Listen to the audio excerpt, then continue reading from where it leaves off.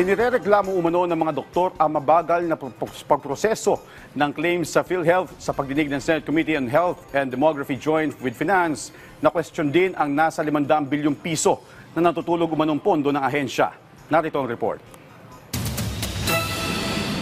Patuloy na tumataas ang case rates sa benefit packages ng PhilHealth. Pinag-aaralan na rin nila ang panibagong 30% increase bago matapos ang taon, habang lalo pang pinapahusay at pinapalawak ang serbisyo.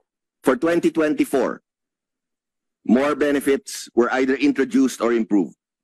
Most notably, the year started with a 30% increase in the rate of almost all benefit packages, an almost across-the-board 30% increase which was implemented last February 14. Pero sa pagdinig ng Senate Committee on Health and Demography Joint with Finance, tinalakay ang umano'y reklamo ng mga doktor na hindi nababayaran sa oras o mabagal na pagproseso ng claims.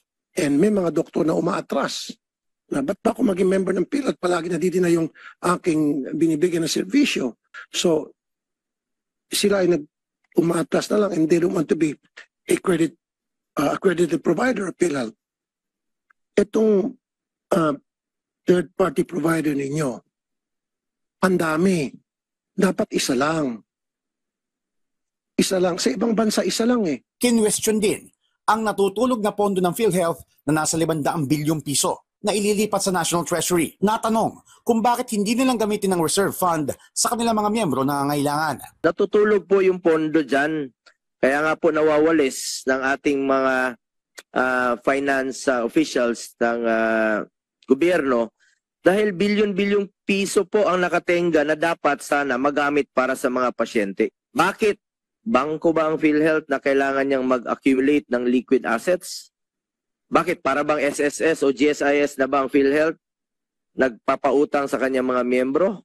Umaasa patuloy ang karamihan sa ibang ahensya gaya ng DOH at DSWD. Napipinto ring amyendahan ang Universal Healthcare na magpapababa ng yearly premium contribution dahil sa sobra-sobrang pondo ng PhilHealth. Tatanungin ko talaga kayo sa budget hearing kung bakit kayo nag-request ng pondo for next year tapos sobra yung pondo ninyo. Hindi po ako susuporta pag hindi nyo po na-justify na hindi nyo po gagamitin ang pondo ninyo sa tama. Inusisa rin ang Health Emergency Assistance o HEA para sa healthcare workers ngayong Oktubre at paggarantiya ng Universal Healthcare Law sa pantay-pantay na akses sa abot-kayang serbisyong pangkalusugan para sa lahat ng mamamayang Pilipino.